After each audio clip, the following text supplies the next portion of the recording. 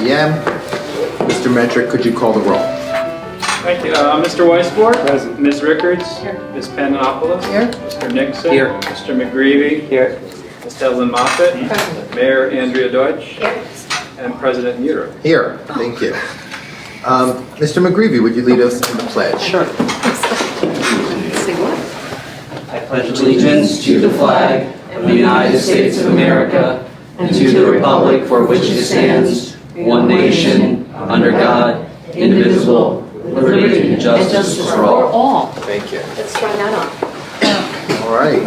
Let's have a little of that.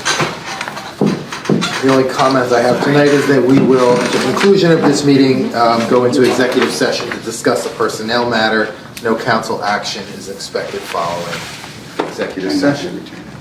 We will not be returning. We will adjourn and then meet in executive session. Thank you. Ms. Mayor, do you have a report? I do. I have the monthly incidents as reported to the Narbor Police Department. Nothing spectacularly out of line with our ordinary statistics. I would note that there has been an uptick in traffic enforcement. And also, I'd like to let the public know that without getting into specifics for obvious reasons, the police department is working with our public works department to set up mechanisms for increasing enforcement of our speeding traffic. So we are working on increasing enforcement. We're constantly looking for ways to keep the borough safer. I'm just giving you a heads up, so slow down. And that would be that's going to be going on as we speak. Thank you. So you're welcome. As everybody has noticed, we're in the middle of a heavy heat wave, and it's only supposed to get worse over the weekend. You know, I encourage everyone to do what they can do to stay cool. If you notice a neighbor, if you have an elderly neighbor or someone who needs a little checking in, be a good neighbor and check in and make sure that that everyone's okay. And look around you, and if someone needs help, please reach out. And if you suspect, if you're worried about a neighbor, you haven't seen them for a while, or something feels amiss, you can always call 911 and ask the police to do a wellness check. And that's a perfectly appropriate use of our resources to check on our neighbors to make sure everybody is safe and sound. Lastly, as a fun thing, next year we are celebrating our 125th anniversary of the Borough of Narbor. And there is a committee that has been formed, the Narbor 125 Committee. And if you have an interest in joining us and being part of event planning and ways to celebrate 125 years of Narbor, we'll find ways to get you involved. And stay tuned for ways to get involved in the committee, and we'll let you know how to do that. So just want to let people know. So, and that's it. Thank you very much. All right, let's move to the next item of business. I will hand off to John here to take us into a public hearing. Thank you. At this time, I will suspend the public meeting, proceed into a public hearing for Ordinance 1017. I will mark the following exhibits into the record. B1 is the ordinance. B2 is the legal notice. B3 is the proof of publication. This ordinance expands the Environmental Advisory Council from 3 to 5. It's pretty straightforward. Is there any questions from council at this time?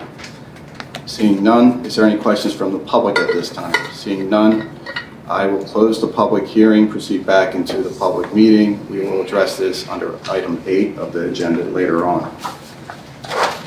Next, I will suspend the public meeting again, proceed back into a public hearing for Ordinance 1018. I will mark the following exhibits into the record. B1 is the ordinance with the exception of the amendment.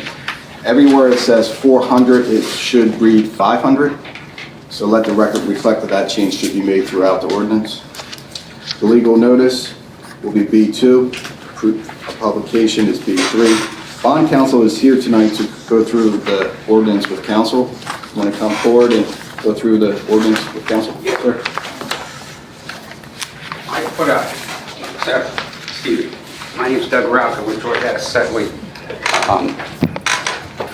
I've been working as a bond counsel for just about 30 years, not specifically at the firm I'm at now, but I'm on the board of the Pennsylvania Association of Bond Lawyers, past president. So the borough, I've been working with the borough since 2012 and various financial assistance. And I was asked to assist with the bridge project, the Montgomery Avenue project, and that's where we are. The ordinance that you have and received in your packets, everything is basically the same, except Exhibit A has the actual proposal. This is what I just gave you that was received from the bank, from Customers Bank. They're actually out of Phoenixville. A couple things. I'll start with the proposal. The detail's pretty simple. Both notes, 2 years interest only, they're drawdown notes, so as you incur cost, you incur debt after 2 years, whatever is actually borrowed, if actually the project comes in under, then you don't pay back the whole amount, it's just whatever is at that time. There's 2 interest rate options, but the ordinance assumes that you'll go with the option number 1, because the second is more uncertain. It's straight variable rate, and that's not what I recommend. What's interesting is there's no prepayment penalty. As was noted, the bank's willing to go up to $500,000 on the tax-free note. One thing that's a little misleading, you'll see bank fees of $2,000 under each note. That's not true. The bank fee is $2,000 for both notes, for the whole deal. So it's pretty straightforward. In fact, it's really a really good deal for the borough. Normally, banks will come in and they'll want you to switch over to your main deposit accounts, or they'll want some kind of prepayment penalty, especially when you're in the fixed rate mode. There's none of this here. They don't even require any financial reporting, which is unusual. So it's very seldom that I've seen something this simple. As far as the ordinance, there's a lot of text, but in a nutshell, it does 4 things. It authorizes the project and authorizes issuing the note. It accepts the customer's bank proposal. There's certain federal tax covenants and state covenants, including the so-called Debt Act covenant, where you covenant to budget, appropriate, and pay the debt service as it comes due, and you pledge the full faith, credit, and taxing power of the borough to repay it. And then there's a catch-all conditions where the appropriate officers are authorized to do all things, execute all documents to get this to the finish line. What happens after this? There's a subsequent advertising requirement under the Pennsylvania borrowing law. We prepare certain things that get filed with the Department of Community and Economic Development, because PA has to approve all school district and municipality borrowings in Pennsylvania. That usually takes 15 days or so, which means we prepare a bunch of loan documents and opinions and so forth, and anticipate closing mid-August. So. Thanks, Doug. Is there any questions from council at this time for Doug? That's really it. Seeing none, any questions from the public for Doug at this time? Seeing none, I will close the public hearing. We'll proceed back to the public meeting, and we'll take action on this under item 8 of your agenda later. Thank you. Turn it back over to you. Thank you very much. Now is an opportunity for public comment. Anyone from any member of the public? Go ahead. Yeah, so I just want to comment on the subdivision. Just for the record, name and address. I'm sorry, Ira Winston, 317 Marion Avenue. Thank you. I just wanted to make a quick comment on the subdivision that I guess you'll be talking about later at, was it 308 Chestnut? Yes. So it's directly behind my house. So, we are like totally in favor of the subdivision. It's wonderful that someone's going to take over that property and actually maintain it, as opposed to the current situation where it's the house is in bad shape and the lot is the side lot is all grown over, and we'll be happy to have increased tax revenues to the borough that will result from it as well, and so we're fully in support of it. Thank you. Any other members of the public? Okay, hearing none, I will close public comment. I would like to ask council to make an amendment to add to the agenda 7D, which would be an informational update on 650 Montgomery Avenue, the Albrecht site. We have Anna Rosenzweig here from the developer, and also Mr. Bressi from our planning commission will be here in a few minutes to give us an update on where things have gone since our last meeting. Can I get a motion? I so move. Is there a second? Thank you. All in favor of amending the agenda? Aye. Agenda is amended. Thank you.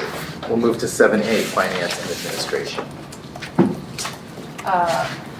So FNA just met, and I think that we have together a draft of the communication plan that we will finish and just polish up and present to us for evaluation, discussion, and a vote. It includes at this time goals, measurement, outcome. We discussed as well, if we approve the communication plan, so if we all agree and approve this information plan, it then makes the need for an information officer irrelevant at this point. So we currently have paid in the past $12,000 a year for an information officer, right? Those duties are going to be reflected into the communication plan. That will give us $12,000 in a budget, which I would like to propose with the support of the FNA, that we talk about how do we reallocate that $12,000 or potentially more or less, some fund, create an MOU to support the NBA.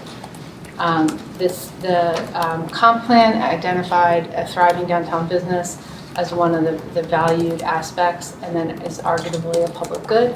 How, as a borough, can we support the NBA through an MOU where the guidelines are clear and identified? Gigi, I know what you're going to say. And so we'll talk about it. What essentially happened was we started to brainstorm some ideas. I originally thought maybe we could brainstorm ideas. I talked to Ambler Borough to see how they do it. I thought we could draft something through John Walco, then bring it to everyone for a conversation. And it was really decided in the committee. We're not even there yet to have Mr. Walco draft something. Sure. So we'll bring some ideas, thoughts, some history from economic development, what we've done in the past. And we're going to have to spend some time, Aaron, on hashing this one out because it's more complex than just saying we'll reimburse for events and marketing. So that's where we are. I would just add to that, the communications plan is much bigger than just how we work with the NBA. Oh, they're two separate issues completely. Okay. Thank you. That just If I wasn't didn't entirely underscore clear, that, I think, to people who might have been listening. They're two separate issues. Two totally separate issues. Okay, good. But the communication plan, I will say, takes a look at how the office communicates and then how us as an elected official body communicate too. We identified goals for both parties, outcomes, how we can do some easy pre-post measurement. Okay. So look for that next month. Any questions for Councilor Rickards or other comments from committee members? I have one question. Sure. Do you think, when did you anticipate you'd bring this to us to vote? Next month, August. I mean, I would like a chance to actually look at it before the day I vote on it. Could you send something out? Oh, before the president, sure. Yeah, just like I digest stuff slow. Sure. Thank you. So Sean and I talked about kind of presenting a visual and a presentation, and we can certainly have that out in the next week or two, and then I don't need, even in just a couple days, I just wanted a chance to look at it. Of course. Thank you. All right, we'll move to infrastructure. Councilor Whitesworth. Thank you. Infrastructure Committee met this afternoon at 5 o'clock, and we really pretty much it was an informational meeting. We heard news about many of the issues that are being dealt with currently in the borough, such as the bridge, shielding, and some of the other the application for the stormwater plan that we're working on with the state. I currently don't have a report. There's nothing particular to report, but I would like to ask Council President and the Council to kind of tell us as to which committee is currently responsible for the parking plan. Because we began to talk about the parking plan, and it very quickly realized that maybe we weren't the right committee, or maybe we were, but it didn't seem to be any point in working on it in the absence of some clear direction of where we're going. We may want to discuss it a little bit right now. Sure. I would just, for the record, point of information, which is the Borough Code assigns matters related to parking to public safety. However, we've had conversations in the past where we're looking at sort of an overall plan that's not really entirely related to kind of the police powers of ticketing and towing vehicles and you know, blocking driveways and things like that. It's my sense that falls into infrastructure because it's sort of the borough's largest public asset, which is our public streets and how those streets are used and managed. But I would love to hear a conversation at the table so that there's sort of consensus and buy-in. And if there's different opinions, now would be the time. I think there's just maybe a few simple questions to think about. You know, one is, what does it really mean to implement the principles of the parking plan? You know, to implement the directions that are provided and the suggestions that are offered to us in the parking plan study that we had done several years ago. You know, do we want to eliminate the many 2-hour zones that we currently have and replace them with 3 2-hour zones or three distinct zones as is suggested by the parking plan? Or do we want to just simply, the office could just simply connect the current technology that they have for enforcement and parking and under the current rules as a partial step towards some future change. That's the kind of questions that we're thinking about as a committee. I think we need to think about as council. I think we're all challenged with the enormity of this project, and I think also a little challenged with the, you know, everyone sort of dislikes the status quo, but they know the status quo. And the changes that we've discussed based on the study that we paid for, the toolbox that they gave us, are really dramatic changes. And I think everyone's a little gun shy to dive in the idea sharing. And I think one of the reasons is we saw there were some ideas shared maybe 2 months ago, and the community came out in force as if we had sort of tied the bow on this plan and we're ready to roll. But I think unless we find the courage to continue to be really bold, we're only going to be making minor tweaks and changes to a plan that everyone knows does not meet the needs of our community. So a couple comments are, one, I think that we have a responsibility to utilize the data that we paid $87,000 for Correct. before it's antiquated. B, we were elected, and there's only so many times I can hear us say this is a really big project. Let's commit ourselves to doing this before we paid $87,000 for, again, data that's no longer relevant. I think it's pertinent in the fact that we have all this development happening downtown, and I said this in Public Works. I think we should be clear to residents moving in that they understand our parking policy, which we have highlighted now and paid and said that it was haphazard, right? It made no sense.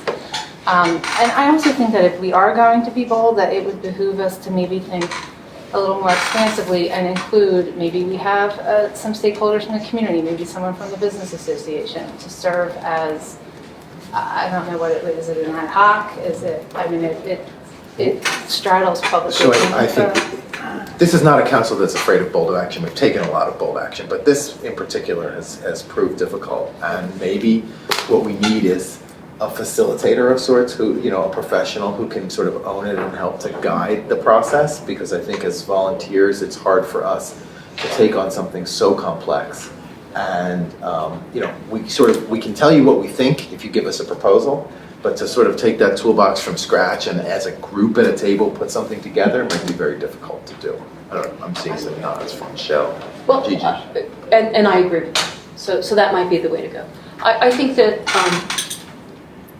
from the public safety perspective, and I would just say that, even today, I just got like 4 emails regarding, and you and I have had this conversation a long time, not just about parking, but there are certain streets in the town that are used as just the cut-through streets. Thoroughfares, yeah. Thoroughfares that are at high speed. Mm-hmm. Some of those have cars on both sides, some of them don't. Some of them have marked spaces, some of them don't.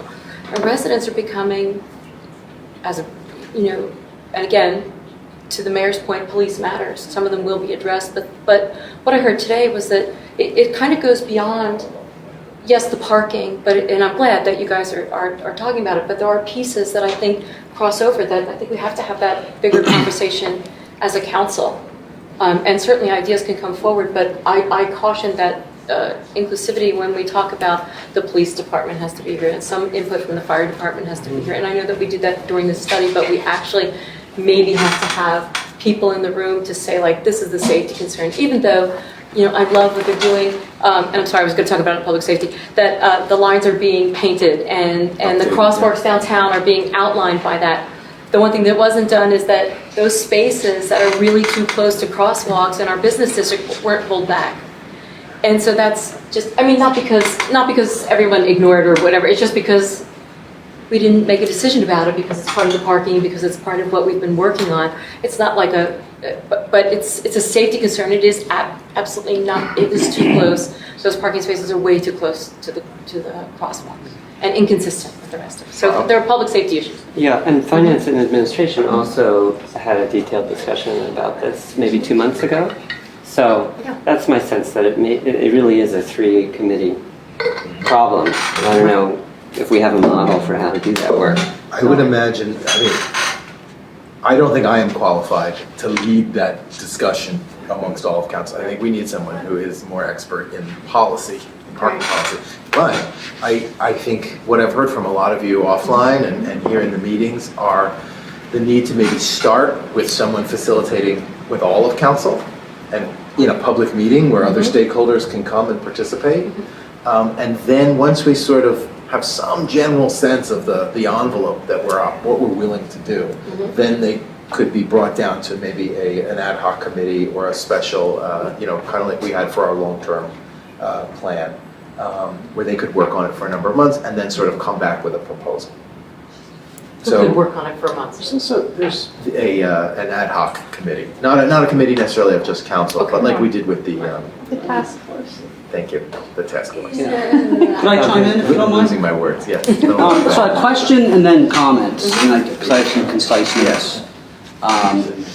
Would the facilitator be someone we paid? I think you would have to pay. So here's my thoughts, taking or leaving. I like that you use the word brave and bold, because it's going to take that. In my world, when things need to happen and they're not happening, setting a deadline works wonders. So my thoughts would be that we set a deadline if we want to implement it like January next year.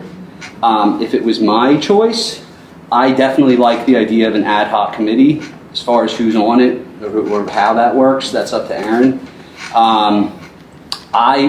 The one thought I have to what Cindy said would be, we have to bring people in from the public.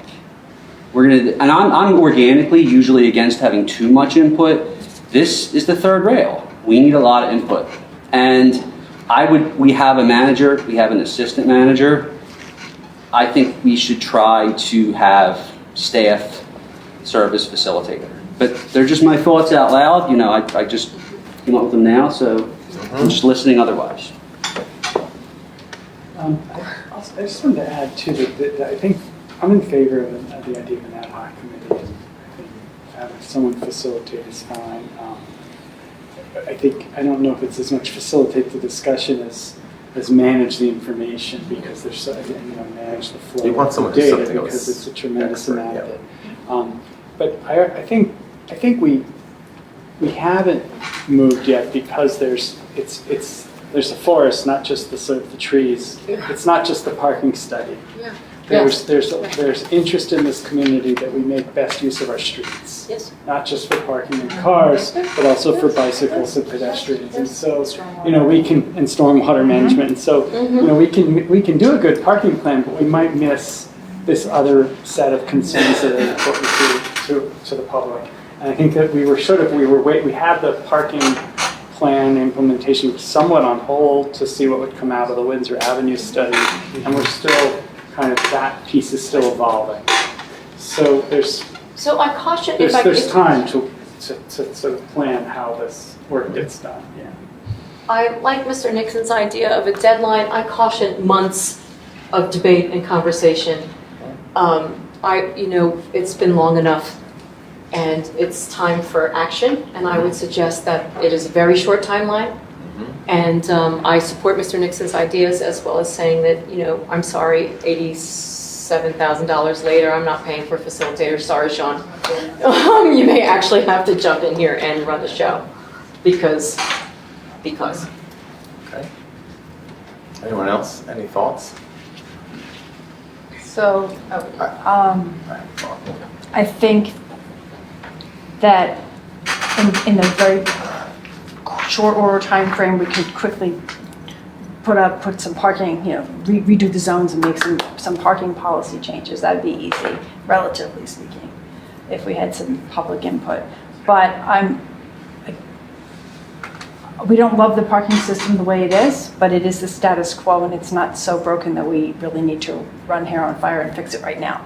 I tend to think that the main value we got out of the parking study that we paid for was the bigger picture, was the way that parking really is one component of our broader streets and how they function.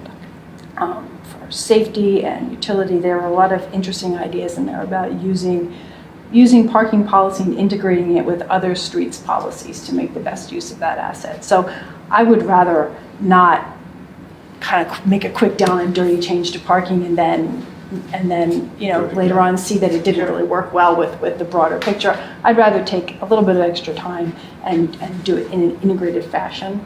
I do think that we would need to have somebody with some expertise to facilitate at least parts of that. And I also think that this is a project that would be very, very well suited to a task force approach, where we had representation from council, representation from the office, because there's administrative and implementation things. Our police force is going to need to implement policies, and we need to have input from all the stakeholders and the people that are involved, and the community in particular. And so while I think we could do a lot of that kind of community facilitation on our own, we also need at least to have access to somebody with expertise in this kind of planning and how to implement and plan and execute those policies. So I would like to see it sort of almost start with a task force approach with an expert, and then and yes, I agree with the time. I agree deadlines are incredibly helpful, but I would want to put it on a longer time frame so that we can do a more I'm sitting here 5 years waiting for this to Let me happen. throw out some ideas here. I think I'm hearing task force with stakeholders beyond just council. Yep. I'm seeing a lot of nodding Yes. to Yeah. this. Absolutely. Okay.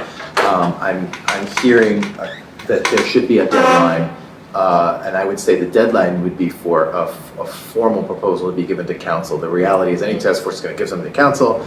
Council's going to have an opportunity to politic on it, sure. but that might take a month or two, and then you get it. So I think could everybody agree that we should be voting on something in less than 12 months? Yeah. Right? Yes. So then now we can start to draw it backwards, but there's consensus But I would there. also say there might be a step that we could take, that the management could take immediately, which is to basically turn on the parking permitting system that they have, so that in 2019, a resident can apply for a permit, online, and get a license plate, with their license plate tag as their identification, and at a nominal fee, which is what it's always been. And so we begin to work, use the system that we have. Rather than currently in continue to place. grandfather the existing tags. Yeah, Yeah, sure. if that makes Sean- sense. Sean If that makes sense for the I membership. support that as a first step because it'll give council more information about what the parking universe actually is. Because our permitting system right now is not accurately quantifiable. We've got a pretty good idea. We've got a better idea than we did when it was index cards in a drawer. But turning on the system and having it all in one platform will really facilitate our understanding of parking geography, dynamics. By seeing any nods, no. I'm not seeing any nods. It's a good idea. And then that feeds in, it provides Right. data for this task force as well to be operating from real It data. warms up the public too, that this is turning on. Is there a technical Right, reason well, that's a we good haven't done it so point. far? Is there any reason we haven't done it? Is there a technical reason why we haven't done it, or the It things that has need to happen? have, we have to have a deeper conversation with the police department and enforcement techniques and how that works. And John needs to be part of that, Andrea as well, so. So can I ask for a first takeaway from this meeting? I'm hearing from council, we would like you to begin having that conversation. Sure. So that you can come back to us. The idea of a task force, the idea of from this meeting date, we're hoping to take some action on a fairly, drastic update to the policy of parking overall in this borough in less than 12 months. And where I've heard some difference of opinion is about whether we engage with a paid facilitator or we ask our professionals, someone in our professional staff to lead this endeavor. So let's dive a little deeper into that conversation. Yes. Quick comments to your point of the timeline. We all did vote. We identified, agreed upon, and voted on 4 priorities that we would do this year, and we're beyond the halfway mark. Yep. So that is parking, Windsor Ave, Savon, and communication. Maybe parking in Windsor Ave we decide gets consolidated, but I do think we also have a responsibility. If in a year we have not made headway, we should be able to explain why we haven't. Where we as a group set for, what is the outcome of that? I agree. It's like a monsoon out there. Oh my God. I can't support spending any more money on a facilitator. I think we have so many people in this community that we can all handle that. I would, however, be in support of using that data, the $87,000 data, to invest in a comprehensive, complete streets approach. And maybe that means consolidating Windsor parking. And I may agree with them, facilitator, that might not be the right, we might be using a word that's, I think that whatever task force and group of individuals does this needs to have access, perhaps just to the, to the firm, to McMahon, to do the report, or not. I think they need to have access to something, that's all. Urban planner and administrator, perhaps it's a county.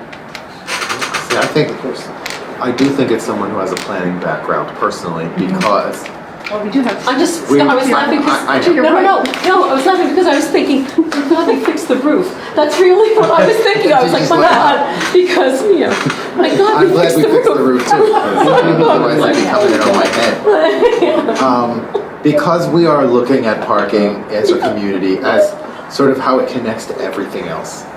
Versus, and we've seen this, and we've expressed these frustrations with someone with more of a traffic engineering background, which is how many cars do you want to get in here, how quickly do you want to get them in, and how quickly do you want to get them out.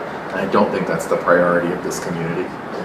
But an urban planner who thinks about walkability and livability, that's the skill set that we're looking for. I'm seeing nods. We do have one planner who is a certified, I believe. Sean Metric. He let his certification lapse, but we can fix that. In the community as well. Yeah.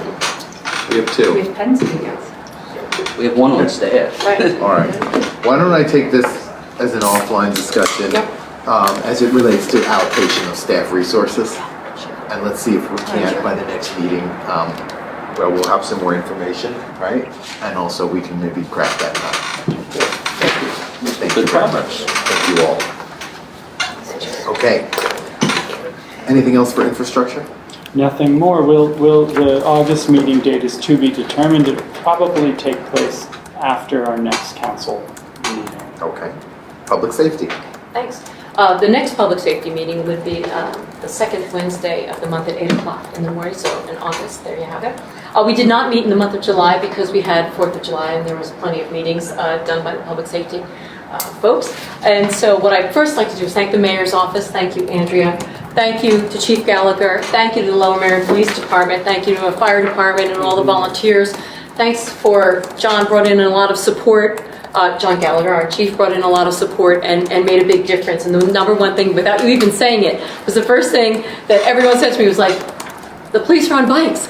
Yeah. They're out on bikes, And everyone was very excited to see. And I'll just say this, it is very clear that our community responds to seeing our officers in that way and being able to access the officers outside of their car, which is a big part of community policing, John. So thank you very much. It was a big compliment to you. So I appreciate everything you did. And of course the 4th of July committee did a terrific job and without incident, lots of fireworks and everyone had a great time. So thank you for that. And the next item I would like to say, obviously we will have that conversation, John, at the next public safety meeting regarding the issues that Sean has brought about those parking pieces and anything else you can come up with. So Andrea, there you are. I did, as I said, I heard today from a few members of the community regarding the intersection. No longer is the issue Conway and Price. It's moved from Conway to Sabine, with everyone sort of running through up the street and the traffic at a high rate. And of course these cut-through patterns, as we've discussed before, which was in that, Matt, you remember, part of the report that Public Safety asked for year and a half ago from McMahon, and it was just sort of, we gave them a list of 18 things that we needed them to look at for us. And so one of those was the intersection question, but it kind of goes beyond that because it goes back to the parking piece. Because some people, as we know, are parking maybe where they shouldn't be parking, too close to corners, and now you've got a high rate of speed, and you've got more people on bikes, and it's summertime, and so there's a lot of concern coming out of that Price, Conway, Sabine corridor about speed, rate of speed, lots of cut through happening, and I did receive, and I'll pass those on. So that's something we'll be discussing, and I know that John has some thoughts about that as well. Yeah, sure. So pricing on Conway is a bigger nightmare. So my question is, there's not a four-way stop. That's right. And the visibility is because there's hedges on one side. And people are parking very close to the corner. So, and do we have any authority to enforce the trimming of hedges that block the eyesight? Because it is, I've had so many people talk to me. We do. Yes, we do. So if we're not going to put a four-way stop there, I think we have to then enforce that it is at least a visible stop, because it is not. Yes, it's beyond challenging. It was before, and now that street is open from the new properties that have been built, the new homes that have been built. So definitely, if not that intersection, then certainly some broader sort of enforcement pieces. And of course, everyone wants speed pillows, on every Sabine and Conway and Windsor, and everyone, that's been the suggestions. So what's the mechanism there that if the Director of Public Works or the Chief of Police, I don't know who that is, goes out and says, yes, this is in fact, in violation because you block visibility. How is that? Is that then a friendly knock-up or enforcement? What's our process? You're talking about the bushes? Is that what you're talking about? Yeah. Oh, that's code. So that's so code it would go enforcement. right into code. Yes, right into code enforcement. Sean can speak to the process. Right. Okay. It's a John. Sure you can. It starts with a notice that not a notice of violation, but just a notice that it happens to be bright yellow that asks for voluntary compliance, and then there's a follow-up within 7 days of that inspection date. And if we don't get compliance, then we proceed to notice of violations, and that involves John's office. So we'd like to avoid that because we don't need to go. Most of the times we don't need to go that far. So does this count as a request to? Yeah, we'll have to identify that corner. It may already be in the works. I don't know off the top of my head all the things that are in the code enforcement queue at any moment. Thank you. Oh, that's all I have. Thank you. All right, thank you. All right, let's talk about 650 Montgomery Avenue.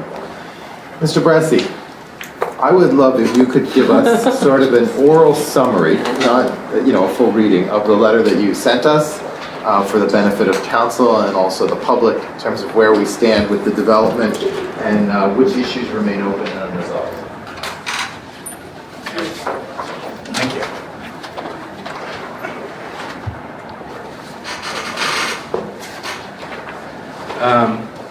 Good evening, I'm Todd Bresci. I'm the chair of the Narbor Planning Commission, live at 300 North Essex Avenue. Thank you, Mr. Engineering. Planning Commission reviewed this project at its meeting on July 1st. We submitted a letter to council which provided background on the project, a summary of the discussions that occurred at our meeting, and a series of recommendations. So unless you have questions about any of the background, I'll just proceed to the recommendations. Please. We made two resolutions. One regards the tentative sketch plan, which was submitted for our consideration, and one of which regards a special exception application, which the applicant was required to file. The special exception application is a recently added provision to the zoning code, which allows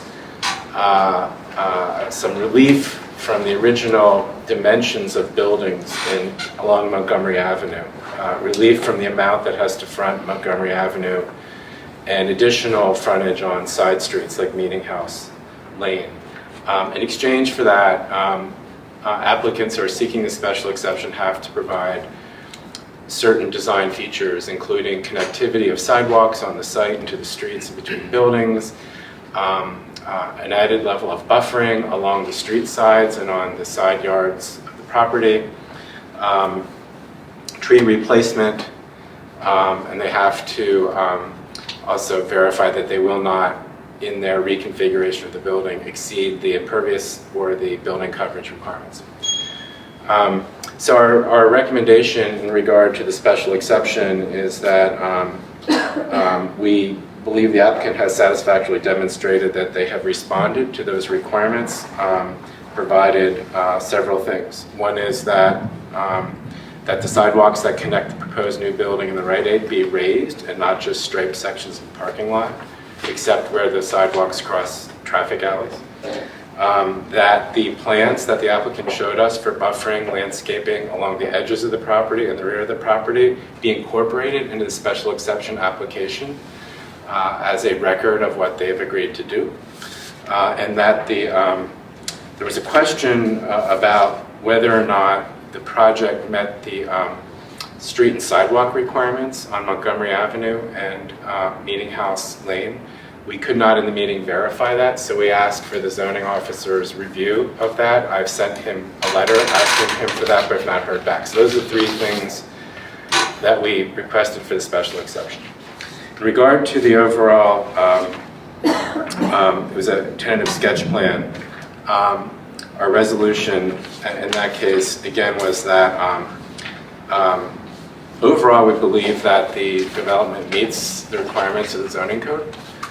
We also commended the applicant for their outreach to the borough, to the planning commission, to the community in the preparation of their application. We felt that the applicant had responded adequately to the comments and concerns of the borough engineer that the borough engineer expressed in the letter.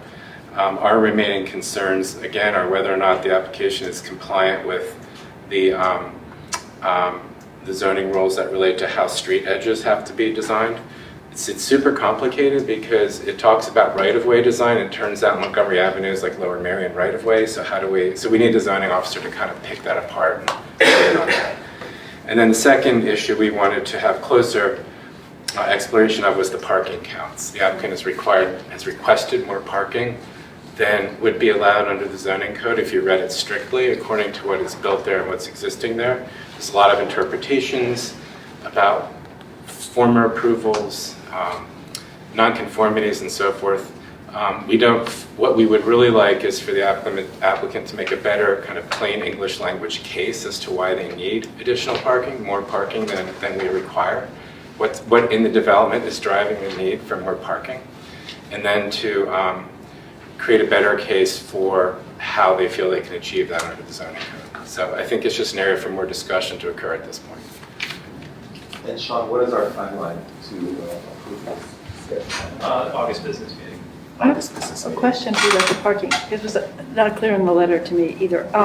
So if in fact it's established that they're requesting more parking that is permitted under zoning, if we agree that there's no way around that's clear.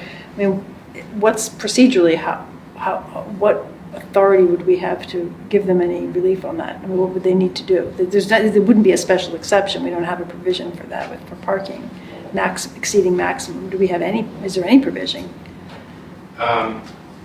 There are a lot of ambiguities with this situation because it is a large site with two buildings on it. Part of the site's being redeveloped, part isn't being redeveloped. Part of what was developed was approved under an old zoning code. So I think that there could be a healthy discussion between the applicant and the borough about gray areas there that could be interpreted in certain ways, and that really is beyond our province. It's up to the zoning officer and the solicitor to look at that. So I can't provide an answer to your question, except that there's probably some gray area that our team and their team could look at. I believe that's what you've been saying. I do think, though, from the Planning Commission's point of view, we try to give you the best ways we can of planning policy, the objectives of the borough. That zoning district was zoned with lower parking requirements than you might normally find in a highway-oriented development because it was our intention, it was a conscious intention to drive that development towards more pedestrian-oriented businesses and not businesses that require huge amounts of parking to survive. That was the intention of that district to begin with. And so I think we would need to have a really good justification as to why what is being proposed is consistent with what we want but needs more parking. I don't think we were, when we polled the planning commission, we were kind of split. I don't think we were convinced yet. So I think we just need further exploration of that. Mr. Rosa, sorry, I'll give you an opportunity maybe to inform council as to sort of the reason for the request for this parking and what your thoughts are. Sure, thank you very much. Adam Rosenzweig with Axiom Realty, the development partner for 650 Montgomery Avenue. I appreciate everybody's time here tonight. And Todd, thank you very much for your Planning Commission's review of our sketch plan, your comments and support, as well as what I would say correctly quantifying what we would both agree is some ambiguity in multiple codes and ordinances that encumber this property. Just by the way, I don't have my sketch plan. I do have a landscape plan that can sort of serve tonight as an understanding. The property exists today. There are two buildings. There is an existing Rite Aid building, and there is an existing greenhouse and yard that equate to about 22,000 square feet of GLA. Our intention is to demolish the greenhouse and the yard, create a footprint that is actually smaller than what exists today by about 12%. The rest of this lot area here, for the most part, goes untouched. So what the challenge is under which code are we really following to develop a project that meets all the requirements? And it has been multiple suggestions and conversation that we sit down and try to figure out a suitable resolution that works for us, that also satisfies some concerns. As it relates to Mr. Bressy's question in terms of I think he said a tangible argument as to why we need more parking, just by basic numbers, there are 101 spots that exist on the parking lot today, okay? As part of the original development, which Todd called out correctly in his letter, there were, I believe, 16 parking spaces along this row here that were approved but held in reserve, which if you were to pull into the lot today, it's just grass and a curb. It doesn't exist, but they were approved in the original land development plans. What we are proposing is that as we shrink the footprint of the building, what today is the yard area that goes out to here, we pick up approximately 8 spots here and 16 spots of what was originally held in reserve here, for a total of 24 additional spots. So we go from 101 to 125. At the same time, our development is proposing 25 residential units above a smaller retail footprint than what technically exists today. And we're saying essentially 1-for-1 parking, 1 parking unit for each residential unit, which would then leave us with 100 parking spots left for retail. Now, I'm going to use a little bit of technical code here from a retail perspective. Traditionally, the larger shopping centers that you would find, I'll just use the Metroplex at the top of the blue route. That code, when it was built, was 5 per 1,000. So for every 1,000 square feet of retail, you had to have 5 parking spots. Now, in 1999, when that was developed, there was no internet, there was no online shopping. So it was the doomsday Black Friday scenario. Every day you had to have ample parking. Then, as shopping patterns have evolved, some municipalities have shrunk their requirements down to 4.5 per 1,000. And in some instances in the city of Philadelphia, it's down to 4 per 1,000. Right now, what I'm proposing, taking 1-for-1 for the residential, we would be left with 3.2 per 1,000 square feet of existing retail GLA. What the Planning Commission is suggesting, based on their interpretation of the multiple codes, would leave me with 2.5 spots per 1,000 square feet of GLA. So, while I do understand and respect that the community is not looking for target here, which we're not bringing, okay?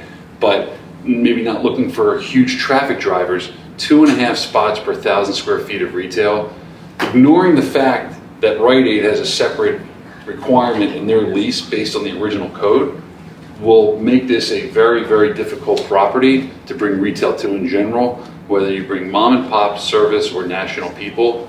they will have concerns that 2.5 per thousand simply will not justify the amount of business that they are going to need to justify a location here, which is why we're asking for the 125 spots. So in area 6, right, so from 6 down to Meeting House, does that, if I understand you, you're not cutting into the grass, but rather because the yard and the building is pushed back, you can now fit in perpendicular parking? Or are you taking away that green buffer zone? We are. Well, we're not taking away the whole buffer zone. We are cutting into the grass, okay? What you see here remains these big canopy trees. We're taking, I think, 5 trees. We're trying to get it down to 4 here that we're taking out, but we are replacing those with all these additional plantings that you see in the darker color. This area here, we're picking up, and by the way, this is also where we're looking at adding additional stormwater management underground here anyway, to make sure we're in compliance, would be in this area here, which is where we were picking up, call it, ground area for the blacktop. So with your numbers, is there any way of taking into account the Rite Aid parking spots that could also be used for your retail? Or, I mean, I understand it's complex. Numbers were actually involved. But when you gave us those numbers, 2.5, or you were kind of cordoning off the Rite Aid. No, so those numbers include. That was inclusive. All of those. At the time when this was developed, I believe it was 5.5. I think it was either 5 or 5.5 per thousand from the original development that was required. Again, older codes required more parking. So that number of 100 spots, when you take out the 1-for-1 for the residential above, includes the parking that Rite needs and uses today. Mr. Bresci, may I ask you a question? Why is it, so we've had projects in front of council before, these kinds of things, and I should have probably asked this earlier. Some of the projects have included underground parking for the residential portions. Why is it not required here, or why are we not discussing it with this particular project? I've asked Mr. Bresci. Thank you. You're next. Well, first of all, underground parking is never required. It's only an option that somebody can pursue. I think the few cases where we've had underground parking, it's because there's been a pre-existing basement in the building, you know, like the churches or the school, that were converted to underground parking, or there was, in the case of Elmwood, the slope of the site allowed for that. I will say when we did ask this, it did come into discussion at our meeting, and when we asked, I believe the answer was because of the presence of underground utilities and because of the presence of an underground stormwater management system, it really wouldn't be practical to consider underground parking at this site. So that's about the best I can answer that question. Thank you. I appreciate your answer. Thank you. My answer is the end of his for 2 reasons. There is an existing stormwater management system. I was not involved, nor was the owner of the Rite Aid or this in the original development, that exists today under here that takes care of all the water for this site. Again, don't know why, but this site was built up intentionally when it was done in 1998. So the water, it slopes up here to go to here. To excavate down beneath here would basically cause the system not to work as it was intended to work. Thank you. Yes. I've been shopping at this shopping center since it was built, and at the Rite Aid, and also at the Albrechts, and I've never seen the lot full. Never ever seen it full. Not even nearly full. And it sounds to me like they developed that property with the idea of being able to add additional spaces if the lot was ever full, and I don't believe they ever made that request to add additional spaces. So has anybody else ever seen it full? Not even that. Not to be glib, maybe if it were full, the Albrechts might not be closing. As someone who frequently shopped at Albrechts, I don't think that's why Albrechts is closing. There are other reasons. Michelle. Oh, I had a question about the parking before we get off of that, because I noticed that, and I don't claim to know the entire topography of the site, but plainly where this building is here at the corner of Meeting House and Montgomery, there's a retaining wall, which I believe at the highest point is 7.5 feet. There's a terrace. Oh. Does the terrace represent the terrace is at the first floor building level, I take it? So- I would assume. Is that correct, that the first floor of the building walks directly out onto the terrace? Yes, ma'am. So the first floor at that corner is already elevated somewhere with 7 or 8 feet above street grade. So I'm curious why there would need to be significant underground excavation, given that you're at street level. If you were to pull into a parking facility, you'd have the first floor right now per design already 7 or 8 feet high. So that wouldn't require, there may be some excavation at the far end of the site, or there may be limited parking facility under the building. Do you follow me? Maybe there's something under that terrace right now, right? That's what I'm asking. So the way that it's designed today is that the finished floor level of the proposed building is at the same finished floor level where Albrecht's front door is today. Okay? So I'm gonna use this is 309 feet. The corner here, okay, is 303 feet. So there's already a built-up platform that's there today that you don't see because it's hidden behind a fence or actually utility, whatever it is. I don't think I understand your question related to why can't you just excavate this and put underground parking here? That's what I read your question as. Because of the grade changes on the site, that it slopes down toward that corner, significantly enough to require a retaining wall in excess of 7 feet. Right.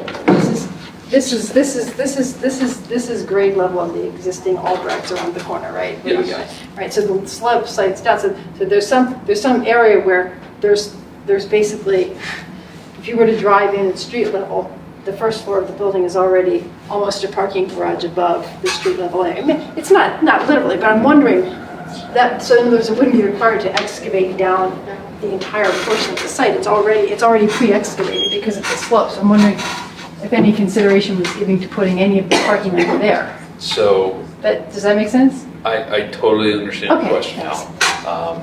I'm not a civil engineer, but when you say the site's not excavated, there is some kind of existing built-up system already in place from the original development that's in here. So this is fill, there is some kind of system in there. Demolishing the building, right? Yeah, but you're saying why can't you just put the parking in? Also, 7 feet, I don't know what code is for underground parking, you need more than 7 feet. I don't know from a I'm asking if that's something that could be explored. It's not the same thing as if the site were flat and you have to literally excavate down, 10 feet to put in a parking garage. The site is already sloped, and the low end of the slope happens to be at street level. So the only thing, have we explored it from a technical aspect? We have not. But also, if you're insinuating a curb cut coming in here, that changes the whole. We're not changing curb cuts here because you wouldn't be able to put an entryway this close to an intersection and just turn it right here. no, I'm not saying I've worked the entire thing out. I'm asking if the engineer looked at that because it seems like a logical thing to consider. Okay. Andrea? I'm curious, you said when the original Rite Aid was put up, it was required to have 5 parking spaces per 1,000 feet. Is that right? That probably accounts, Bob, is why the parking lot's not filled. That's a lot of parking. You said 5.5. It's either 5 or But it's a lot. That's a lot of parking for a 1,000-foot store at that scale. times. Yeah. For what you're asking currently, it's 3 point something? Again, taking out the 1-for-1 for residential. Right, taking that out. Including Rite Aid and the GLA of just the retail, it would Okay. equate to 3.2. 3.2, which is almost a quarter less than what's the low end of required in Philadelphia, which is at 4. And that's correct. So it sounds like parking's going to suddenly get real tight there. Yes. How are these businesses going to survive with such I'm curious how to get viable businesses in there with such tight parking. Can I just ask a quick, I don't want to buttress in yours. You're saying if we go with what he's proposing here, so with your proposal, I'm just Best case scenario, yeah. how do we get viable businesses with such low parking? Well, it's going to be it's like this. It's not going to be easy, okay, even as it is.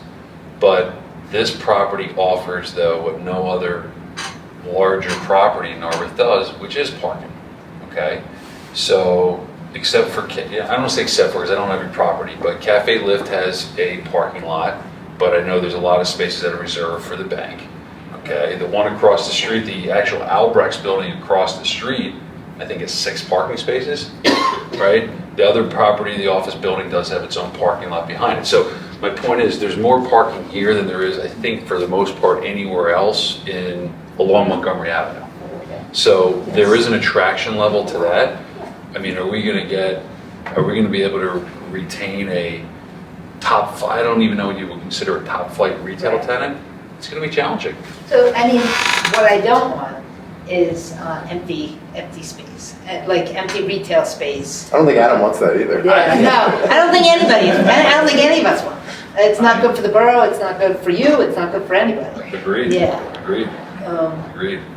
So you think you can attract viable tenants with 3.2 spaces? Well, let me throw something else out there. So one of the things in conversation that we had is one person or one area of interpretation of the code is, depending on how you look at it, if we're going with our argument, the argument's maybe, well, you don't need 125, you need 134.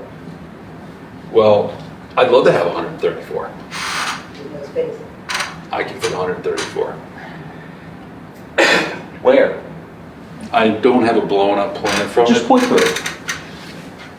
You can, I'm not saying I support it, I'm interested. Yeah.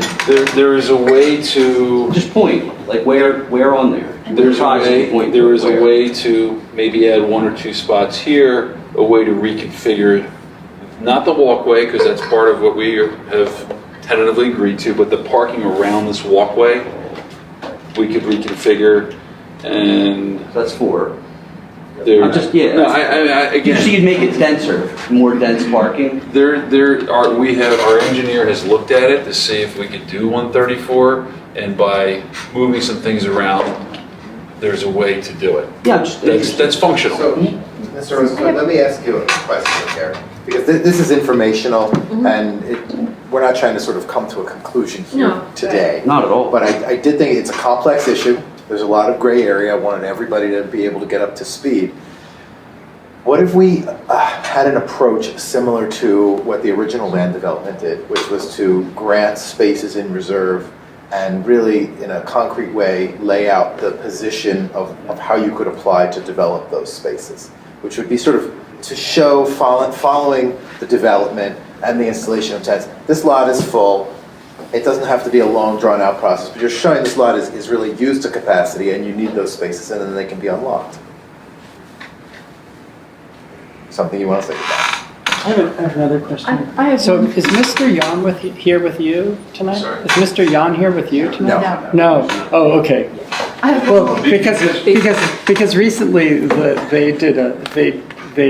we approved a project in Narbor that has 55 underground parking spaces for residential building, and I think, the footprint of your building would certainly accommodate some underground parking, and we could retain the open space that we have.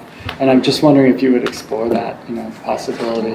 And then there's also the discussion about the terrace. So that there's we 2 other haven't things. spoken about. I wanted to ask, please, quickly, go ahead. just one last for clarification, because I meant to ask this before, because you gestured towards the parking lot between current Albrecht and Rite Aid. Yes. Is where the stormwater management is located? It's literally 4 humongous pipes that are under here, yes. So I was wondering, does that, it doesn't sound like that would impede underground parking under the proposed new building, but I didn't want to assume that without asking if there was a reason why that would affect the ability to do that. So again, I'm not a civil engineer. It has to do with grading and how that would function out. And there are some pipes that run existing here today. So I can't answer the I'll just question. reiterate the suggestion to consider, and I would say, Certainly. well, specifically the development that Bob's referencing, and I asked Mr. Young this at a hearing, oh gosh, what is it like? It was like 8 months ago. I said, well, there was an issue with the first floor being something like really quite high above grade, because we had grade slope, and there was an underground parking. And so there was this sheer wall and a lot of steps that wound up intruding into the right-of-way a bit because of the need to have a lot of steps up to the first floor. So is it possible to drop the parking level 3 feet, 5 feet, or something like that? And I think the planning commission had asked that as well. And the developer said, no, that's not possible. Or, well, it could be done, but it would really be difficult. And as it turned out, they eventually actually ended up doing that sort of on their own anyway, realizing that was a design improvement, and it really made me happy. I don't think they did it because I asked, but the point is, oftentimes things may not have been an engineer's first choice, but there's certainly a possibility of doing it. So I would ask if you would visit that. Sure, absolutely. Do you know what I'm talking about? Okay, thanks. Okay, Mr. Bresson, go ahead. Okay, so I put Mr. Bressi on the hot seat instead for this one.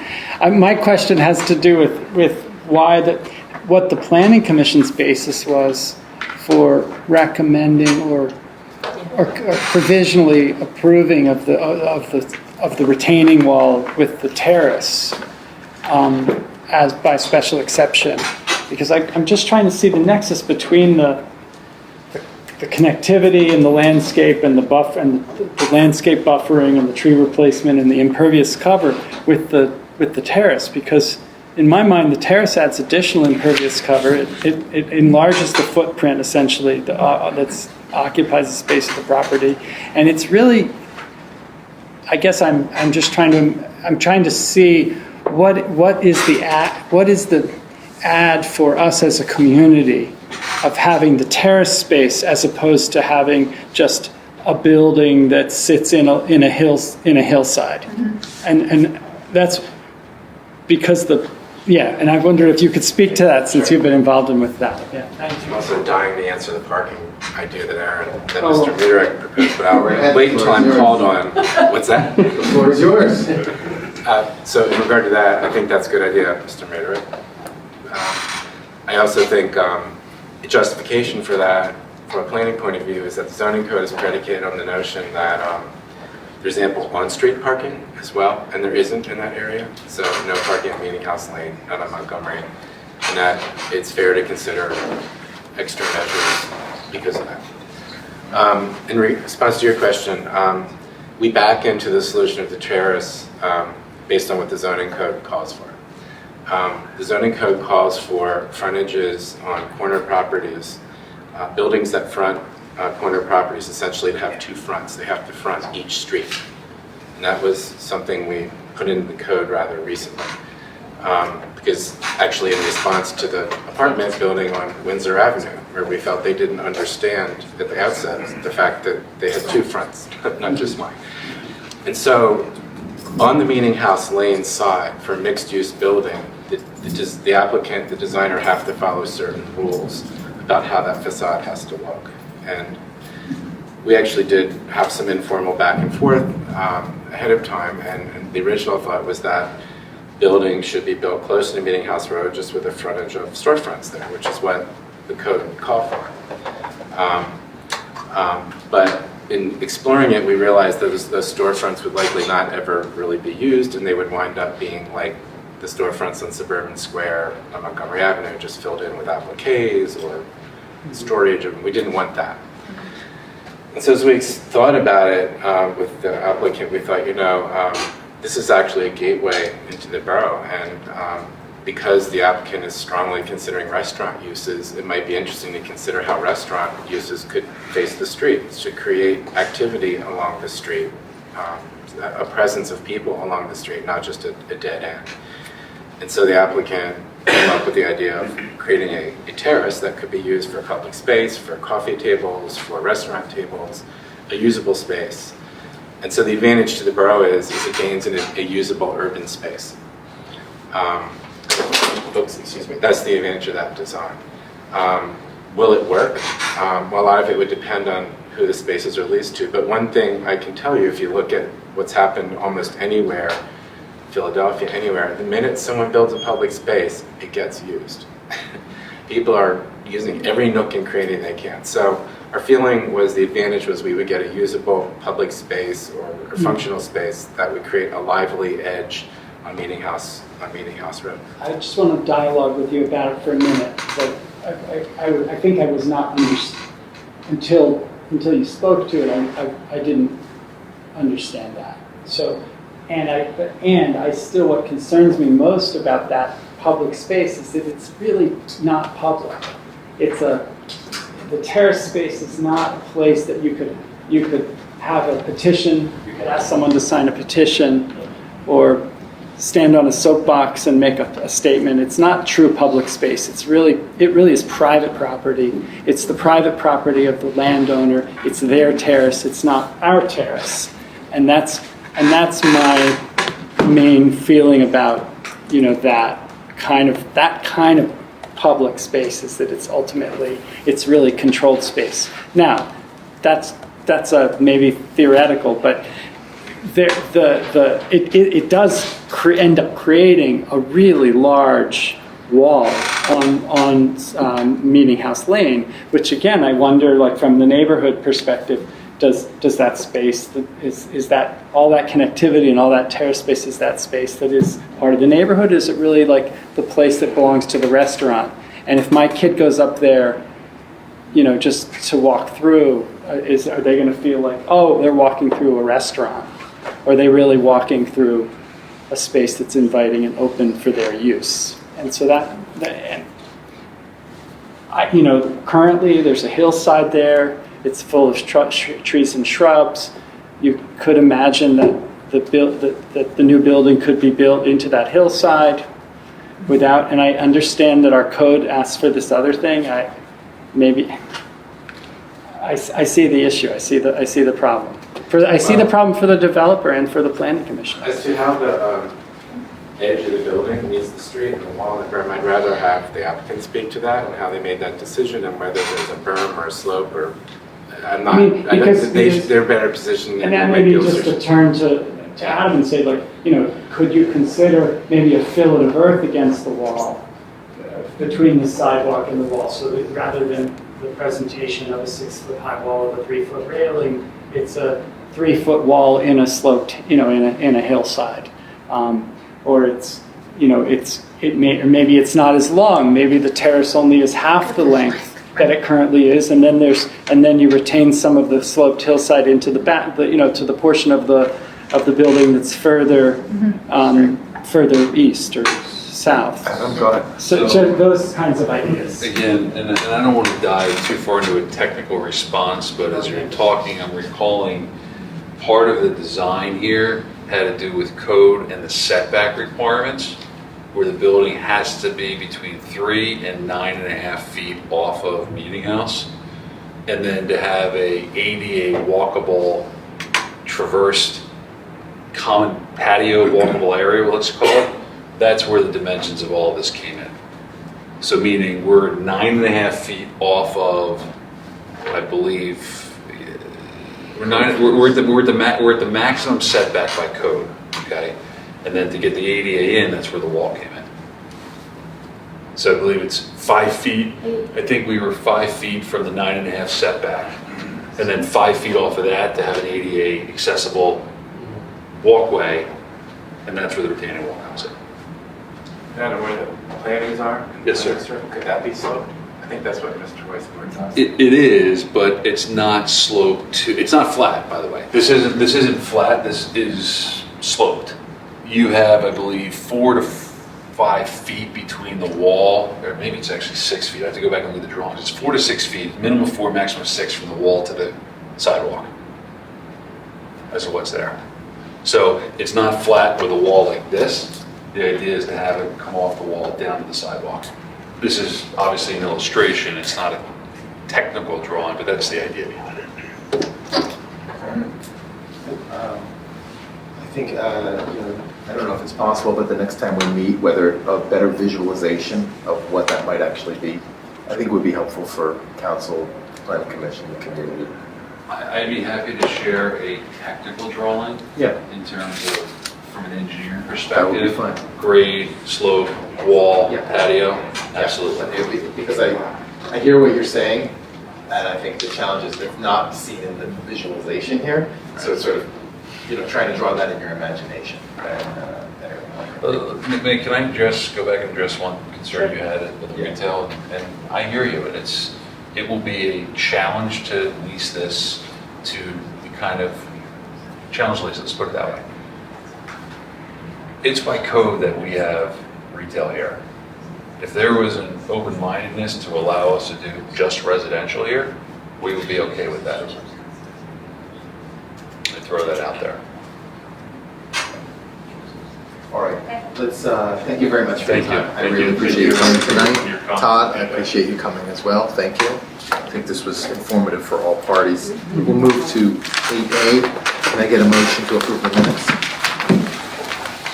I'll make a motion to approve the minutes. Second that. Any discussion? Hearing none, all in favor? Aye. Motion approved. Scheduled bills? Start to your side. I think we got it. Oh, I'm sorry, the clouds here. Okay. I move that Borough Council approve the minutes of the June 5th, 2019 workshop meeting and June 19th, 2019 business meeting of Borough Council.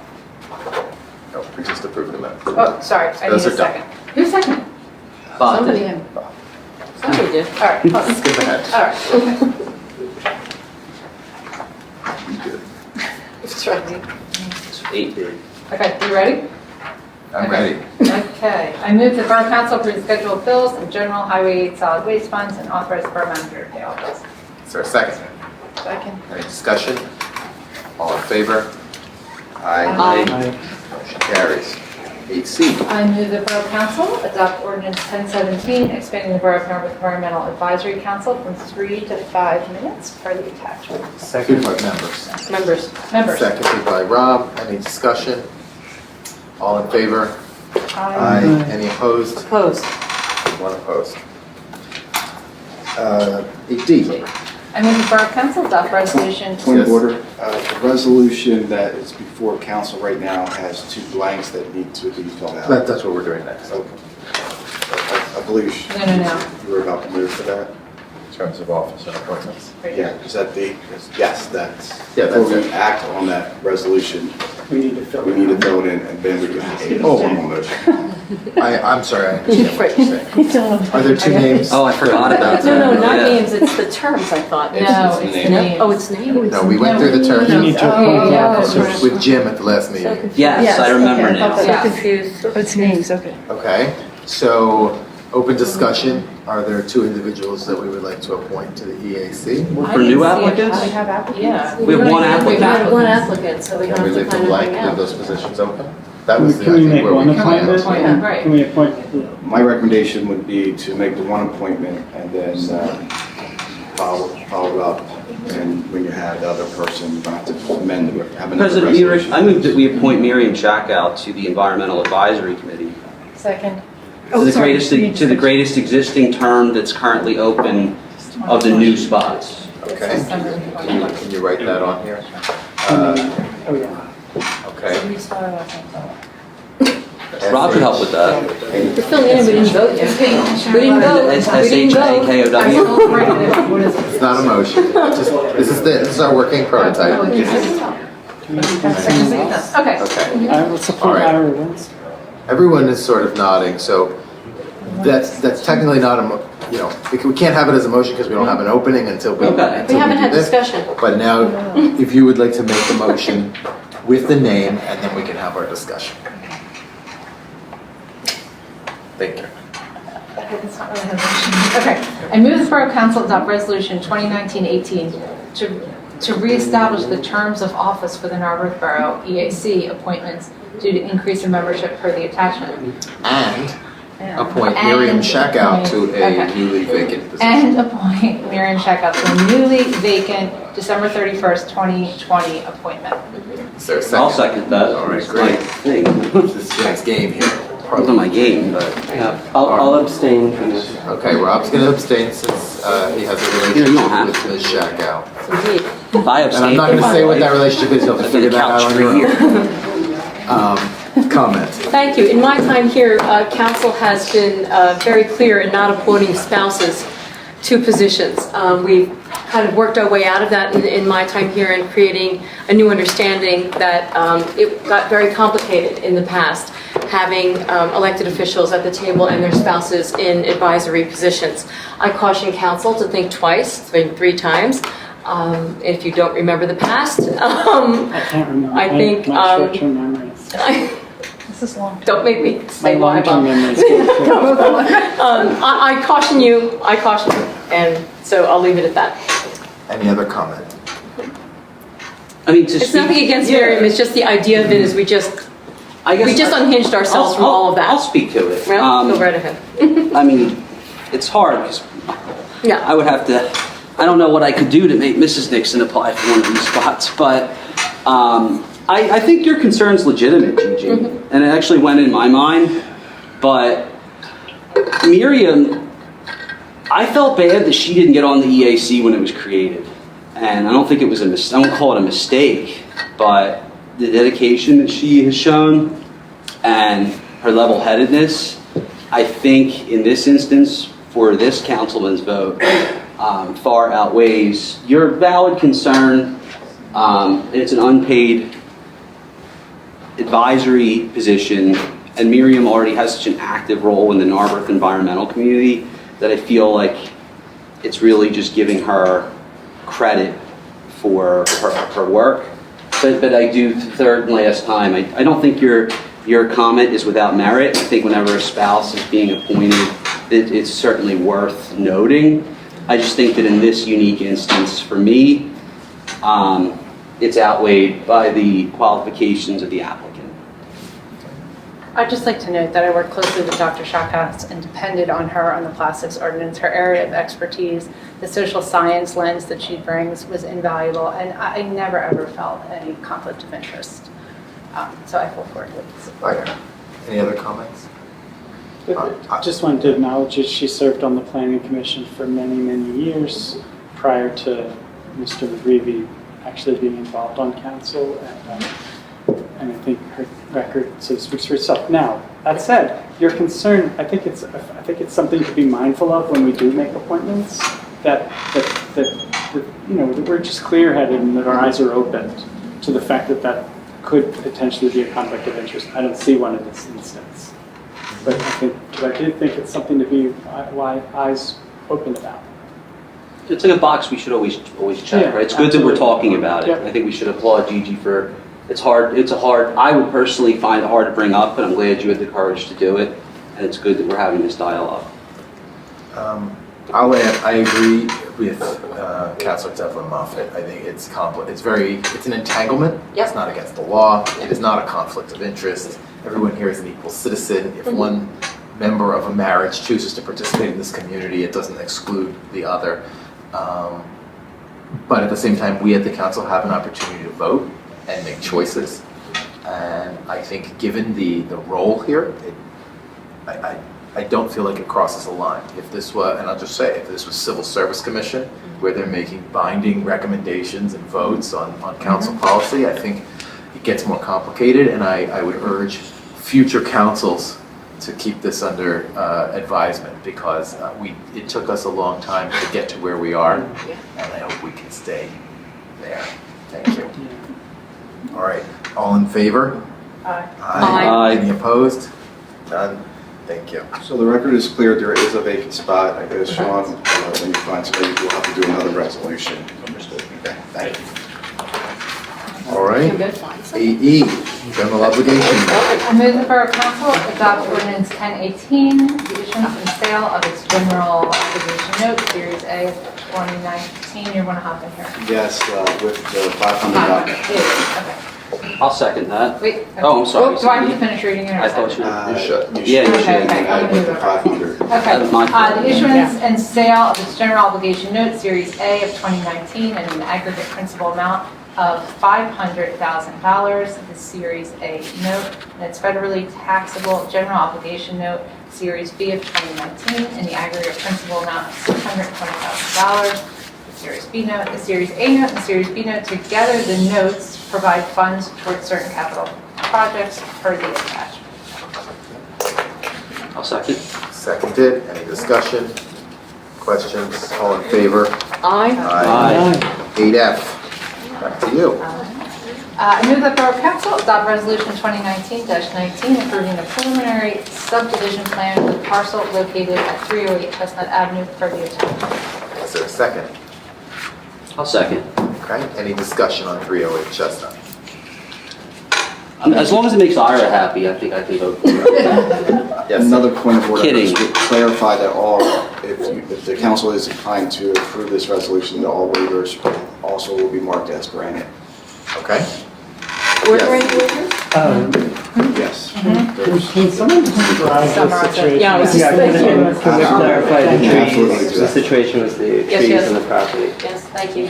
Do you have a question about trees? Yeah. Yeah. So before we get to trees, let's just review Yeah. what we have on the table and any waivers that have been granted. Now, applicant's here with their engineer, but what's before council tonight is applicant is proposing to demolish a portion of the porch, sidewalk, and window on the existing dwelling on the property, and then they're going to subdivide the property into 2 residential lots. The first lot will be approximately 3,404 square feet and will contain the existing dwelling. The second lot will be approximately 6,009 square feet for a future dwelling to be constructed. That's all it's doing. It has 4 waivers listed, and I'm going to turn it over to the applicant's engineer to go through the waivers and run through the plan for council's. John, is this the only job you have to be in the Borough of Narbor? Do you do anything else? It's the only one tonight. You're here more often. I see you more than my husband. Keep going. Good evening. So I'm the engineer for this project, and we did present to the Planning Commission as you described. That is what we originally intended. This property has half of a twin on it, and so it's kind of oversized for that twin. The minimum lot area is 3,000, and it has over 9,000. And so it supports a new single-family lot as well as a twin, or it would actually support a whole new twin building and have 3 units. We didn't choose that option because we did want to try to keep the twin that's there now. It's not a historic building, but it is an old, nice stone building. And so our original attempt at trying to balance the lot areas between the existing, the new, getting enough frontage to have a parking, an on-street parking credit so that we didn't have to create an off-street spot, is we had to push this line over to where it is, but then to get the area we had to bend it back again. And that's what required the waivers of, one was an irregular lot. And so that code section says that lot lines should be perpendicular to the street where possible. So it is perpendicular to the street, but the bend in the middle, and you can see it's a slight bend, is what required that waiver. And then the other one is it's asked for generally the lot to width ratio is not more than 2.5 to 1, and I think it was about 5 to 1. It's double, but that's partly because it's a twin. You only need to be 25 feet wide, but you need 3,000 square feet. And so those requirements really make it much larger. Even if you just go by the code, it would be 4.8 to 1. So then when we went to the Planning Commission meeting, I think that the Planning Commission was a little apprehensive about those waivers and creating a precedent. But then I think when we went into the explanation that I just did, they understood, but then asked, well, if we're going to do that, can't we keep the bay window portion of the building that you showed to be removed, and can't we keep that other portion of the porch? And so as we talked about it a little further, that was the Planning Commission's recommendation. I believe, and Mr. Bresci can say better than me, but I think was to explore doing that. Is could you get a straighter line that keeps the porch and bay window? And so I did. The owners here, Vince Spizzato, and we went back and forth and came up with this plan where it is a straight line that preserves the porch, the bay window, and then 15 feet from the rear, it turns over. So this new twin lot is perfectly rectangular. The new lot for the single has this little appendage over here. And so we do show a fence here to separate the two so the twin knows where the end of the rear is. I'm picturing that's like a garden area or something that even though it's offset, it's usable. This plan I did email to Mr. Bresty, just kind of for his benefit in preparing the letter to show, we heard your recommendations, this is how we intended to solve it. We did not officially submit this new plan, but that's the intent. And so we did, we saw the draft resolution and we're okay with complying with the letters, and we think that this plan does that. So with the first plan, under the first plan with the waivers, would you be allowed to retain the bay window? No, with the first plan, we're showing the bay window to be removed. And basically, the code section for bay windows is it's permitted as a projection if it doesn't have a foundation. But this one does. This one goes down to the foundation. So And it's just a comment, and I think a lot of people, some people have been critical of the form-based code and fear that it was going to make Narbor more kind of conforming and normal. And one of the things that's really wonderful about our community is this kind of these quirky property lines and some quirky juxtapositions of buildings and things. And so I kind of really appreciate that plan because I think it's kind of more Narbor. It's a shame that you can't keep the bay window and do that plan. But it's creative. Oh, in that place, okay. No, I but heard you say. whatever. It's still quirky with the dog leg. Yes, it is. Other questions from council members? Do we have the state amend this? What's the situation if we approve this, Yeah. but it's not what you submitted? How do we get your approval on what you want So us to? so the resolution approves the plan. We can change, once you change the last revised date, that will be the plan that gets recorded. The waivers are in place, so you do not have to amend this because we already have the planning commission's letter as on the new plans. Right, I didn't think it needed to, I did ask that, you'll notice in the resolution that it has a square footage of 3,404 for the twin lot in 6,009, and on the new plan, those end up being 6,002 and 3,411, they're off by 7 square feet. I just want to make sure whatever we approve is what you think we're approving. Yeah. So don't have any surprises. Right, I guess, I think and there's another condition 1C is that we comply with the planning commission letter. So I viewed that this new plan is what's complying with their letter. Mr. Bresci, I have a question for you. If you could, we've had discussions in the past about the code, the old code and the new code, as it related to the creation of what they call dead spaces, right? Where you have like a shed and it had to be 3 feet from the property line and you end up with an unusable space that just sort of ends up being overgrown and not used. I don't really have a good visualization of what this is going to look like. You've looked at it. Do you have any concerns in approving this plan that that space would sort of be, it sort of exists on the lines, but it's unusable by anybody for anything? In the rear? In the rear. It's usable for lots of things. You could put a garden shed there. You could put a garden there. So I don't really share that concern at all. There was a question about open space. That's one of the ways we preserve open space. Our yards are our open space in Narbor. So no, I don't. That's not my concern. It wasn't the commission's concern. I would like to say, if you don't mind, part of the reason this occurred is because there's a conflict between the subdivision and land development ordinance and the zoning code.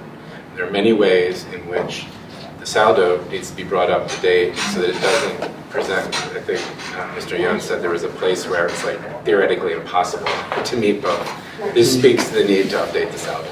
Okay. We will continue to urge our solicitor to give us that updated saldo. I know he's been working on it for some time. Okay, Rob. Can you just speak to the tree? I think there are a couple old trees. Will they be affected by the... So as part of these plans, there's no proposed development. Basically, we don't have to do that for a subdivision. We are intending or the owner would be intending to build a new single-family home, and we did, I sketched out a couple rectangles on what that might look like. And so no trees would be removed as part of this subdivision, but then once the permit is submitted for the new home and that permit is granted, then we would do that. So there is a 24-inch oak tree and a 22-inch walnut that are, somewhat in the center of the lot. And so when I was asked, I said they are, almost definitely going to come down just because of the location, but not yet. That would be once the new house is designed. And we would have to comply with any replacement tree ordinance. All right, any other questions? All in favor of approving motion 8F, preliminary subdivision plan for 308 Chestnut, say aye. Aye. Thank you. G, we'll go to you, Councilor Weisbord. Okay, this is a motion that Borough Council approve a no-cost transfer of funds within the engineering agreement supplement D, the Narbor Avenue Bridge for the attachment. I'm going to say what I think this means, Mr. Metric, and you tell me if I've got it correct or not, because I'm going to see if I understand what this is. But I think what this is the borough's transferring money to a fund that our engineer Pannoni Associates can draw on to pay their subcontractors. Is that correct? Yeah, it's a no change in the overall contracted amount. It's shifting dollars around in different line items to pay subcontractors within the current engineering agreement. It needs to be done if they're going to pay their subcontractors. They need to adjust the. I'll second, Bob. Seems like a good idea. People like to get paid. People like that. Any Businesses questions? like that. Okay, good. All in favor? Aye. It's approved. We've reached 9A, Borough Manager's Report. It'll be included in the business package. It just, my report summarizes the borrowing note that was just discussed and the ordinance that was approved by council. And other items were discussed in committee meetings. Preparations are underway for the solid waste collection and disposal service bid contract. And we are going to postpone our vote on the capital improvement plan and budget to the August business meeting. I have no further items. Okay. Mr. Solicitor, do you have a report? Nothing to report tonight. Monthly reports from the different departments have been filed. Any comments for the good of council? Mr. Nixon first. I just wanted to say that St. Margaret Parish has finished its most successful ever blood drive in cooperation with the Red Cross. And it's not just Catholic blood that we collected. It looks like about a third or more was from different sections of the community. But what I'm getting at is more and more members of the community who are not members of the parish are participating in our blood drives, and we appreciate that. And we would like to see that increase. We thank all the Narbors that participated. It went to local hospitals. There's a shortage this summer, and the parish will be in touch with the borough through the Red Cross whenever it has future blood drives, which it does several times a year. All right, thank you. And Mr. McGreevy. Yeah, I wanted to share this certificate that was given to the borough from the Montco Ready for 100. They're like David Letterman. And this is to recognize that we as a borough signed on to the 100% renewable energy resolution, and we were the 8th municipality in the county and the 120th in the country to sign on. And this was part of a meeting in Ambler with boroughs and townships in Montgomery County that are planning to transition to clean energy. And in fact, tonight the EAC is part of a phone call with the other municipalities in the county planning strategies for making this transition. So this was a proud moment for Narbor to be recognized. I'll say that there were people from Lower Merion there that were very jealous because they have not yet passed their resolution. Should be. So, all right. This can go to the borough office. Thank you very much. Good job. All right, any new business? Yes? Oh, I'm sorry. I don't know what committee it belongs under. Because there was some discussion, and Rob, I always turn to you because I know that you were on Shade Tree, and so I'm sorry. I'm not making it your responsibility because I think it falls technically under infrastructure now. Shade Tree? I could be wrong. Yes. Technically, okay, right. So I know that Shade Tree Commission was looking at a possible ordinance or some recommendations about replacements and review of trees before they come down and some kind of system, and I would like to hear some sort of an update on that sooner rather before I leave this room. Thank you. Yeah. Thank you, Sabrina. Can you speak to it? Yeah, thank you, Gigi. I mean, in December only. But I'll go now, John, if you want. I know that's on the agenda for the next meeting, for the August meeting. That's part of the agenda. We're looking at some ordinances from neighboring municipalities. Thank you very much. Cool. And Go ahead. just another piece of new business that you just occasioned by, you reminded me that the Shade Tree Commission, we got a letter, the Infrastructure Committee got a letter from the chair of the Shade Tree Commission, basically asking if there's a way in which, I think it could either be formal or informal, the Shade Tree Commission can be involved in the review of the development plans. And I think that's been happening. And it's just, I think he somehow just wanted to, just make sure that that becomes part of a customary in the culture as moving forward. So I'll send that letter around to all of you, and maybe That'd be great. he may be asking for more than that. Okay, thank you. And then one other new business piece. During the infrastructure committee meeting today, we were talking about ways of applying appropriate political pressure to the people in charge of keeping of making sure that our bridge gets funded and built. And so we just wanted to ask at this table if you have any ideas of how council and the public can apply persuasion and where. Because people ask in the public, who should I write to? Who do I need to write to? A letter to, so that Narbor's Bridge stays on track and gets funded. Business owners ask that. So I would suggest Mr. Metrick did send a letter appropriately from the Borough Administration, sort of detailing where we are. Yes. And asking for support to keep our bridge on the path for funding in 2020. Who was that sent to? I'm sorry. Sent to our partners at Montgomery County's Planning Commission, who are largely responsible for prioritizing projects in the member counties with Delaware Valley Regional Planning Commission, and that's the agency that decides where the dollars go. So that's the DVRP. Well, I know that all council members really appreciate everything the staff are doing to keep the project on track. Yeah. It was a well-written letter. Oh, that's awesome. And so what I'm going to do now, with Sean's approval, is forward that letter to all of you. There's no reason that you can't take the factual elements and craft your own letter and send it to, I will also include maybe a helpful list of all of the elected officials and appointed officials in different departments and agencies who may be interested in receiving this letter. And then you can pass that on to your constituents who are also interested, and we can start a letter train. Terrific. Thank you. Thank you so much. So I'm sorry, so we don't want to collectively write a letter on behalf of the borough, rather we're going to do it individually? We have something from the administration. I think, honestly, I think volume speaks louder than... So I think the business association, perhaps we can share that information with the business association. There's nothing private or privileged about this letter. Okay. And the context.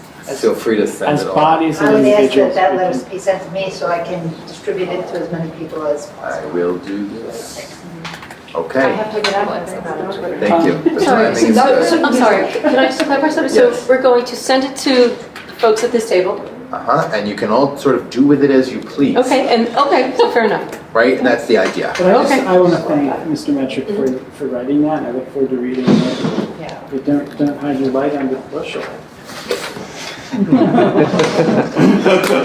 just want to make sure there's sort of appropriate separation of what the borough office is doing, what we do as an official body, and what we do as elected officials, and also what members of the public might do. And that we don't sort of inappropriately commingle something. Okay.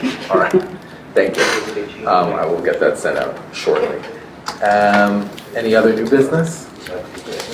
Any old business? Hearing none, I'll take a motion to adjourn. I so move. I'll second. All in favor? Aye. That was the slowest response for adjournment in 3 years. It's nice meeting you all.